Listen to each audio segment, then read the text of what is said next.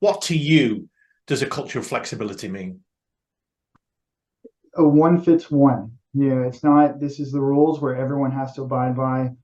Do we try to tailor things to every individual for what their needs are? Some people that's a 80% reduced work schedule. Some people that's 100% working from home. It's whatever accommodates that person. I mean, we do have some guidelines as far as when you're working, you need to be able to work. You have to be able to have childcare if you're working from home, et cetera.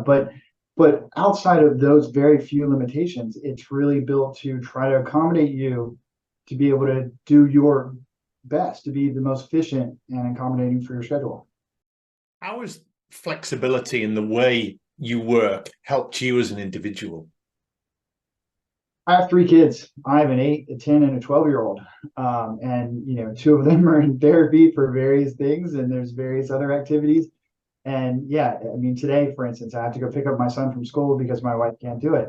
Um, it's I can't imagine not being able to live, be the dad I want to be, etc., and yet still do my job without us being flexible. You will talk to your friends in other CPA firms, Tim, and they clock in, they clock out, they do the 9 to 5, they do the chargeable billable hours, and there is very little flexibility in that. Do you hear those stories?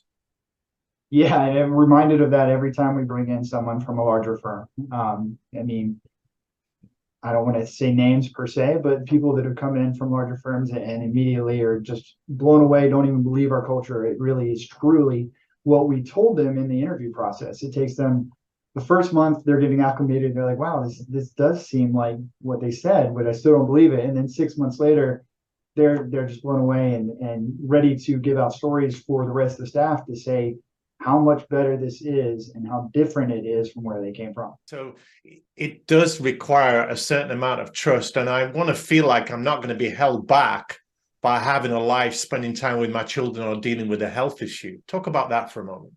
Well, I mean, that is where we're different. To our core, we're family first. We always say that. I mean, client service obviously is very important, and that's how we grow our business. And you cannot be a accounting professional without being good at client service.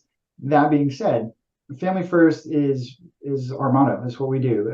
If someone's sick, and we've had some people, unfortunately, with some very big illnesses, cancer, etc. Um, and had to drop the ball approaching a deadline. And it wasn't that they dropped the ball, it was, I can't do this right now. I have to take care of my family, and I need you guys to help us. And that's what we do. Because we would like to think if you were ever in that situation, that would be returns. You speak about benefiting the client. That is the ultimate goal here. How does the client benefit from BRC having this culture of flexibility? Lots of ways. They're not having to train our staff to about what they do. The process is how we're, because every client's different. Yes, auditing, and I'm a tax person, obviously, but auditing, there are set procedures you're supposed to do, et cetera, but everything is tailored to certain clients. So if you're having to constantly train new people, constantly, the clients don't want to do that for one. Two, they don't want to be asked the same question over and over and over again.